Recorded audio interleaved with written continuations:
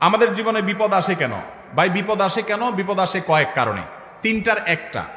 ইমানদারের জীবনে বিপদ আসে প্রথমত আল্লাহ তাকে সতর্ক করতে চান। কোরআনে আল্লাহ তাআলা বলেছেন লিউযীকাহুম বা'দাল্লাযী আমিলু, নিজেদের কোনো পাপের কারণে আল্লাহ তাকে সতর্ক করেন বিপদ দিয়ে, যাতে সে ফিরে আসে। এটা একটা উদ্দেশ্য। আরেকটা হলো বিপদ দিয়ে আল্লাহ তাআলা গুনাহ মাফ করেন তাকে। আর আরেকটা উদ্দেশ্য হলো বিপদ দিয়ে আল্লাহ তাআলা তার মর্যাদা বৃদ্ধি করেন। এজন্য ইমানদারের বিপদে কখনো ক্ষতি নাই, যদি সে সবরটা করতে পারে, বিপদের সময় দূর হয়, সওয়াব তার আমলনামায় ঠিকই জমা হয়ে যায়। আল্লাহ তাআলা আমাদেরকে বিপদে সবর করার তৌফিক দান করুন। মা বাবার সাথে প্রায় সময় খারাপ ব্যবহার করে ফেলি। আমার প্রশ্ন হচ্ছে, আমি এ থেকে কিভাবে ফিরে আসব? মা বাবার সাথে যদি খারাপ ব্যবহার হয়ে থাকে, মানুষ হিসাবে আমাদের মধ্যে কখনো শয়তান আমাদের পশুত্বকে জাগ্রত করে বাবা মার সাথে বেয়াদবি করায় ফেলতে পারে, জোরে কথা হয়ে যেতে পারে।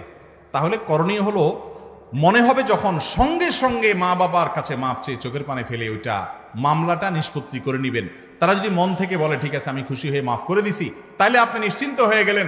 এরপরে আপনার মধ্যে ভয় থাকা উচিত, রাখা উচিত, সামনের জন্য সতর্ক থাকা উচিত। অনেক ছেলে আছে, মেয়ে আছে, মা বাবার সাথে বেয়াদবি করার পর বুঝতে পারছে যে আমার বেয়াদবি হয়ে গেছে, এরপরেও লজ্জায় করে মাপ চায় না। এই লজ্জাটা হলো ইমানের অঙ্গ না, এটা কুফুরির অঙ্গ, এটা শয়তান সৃষ্টি করে।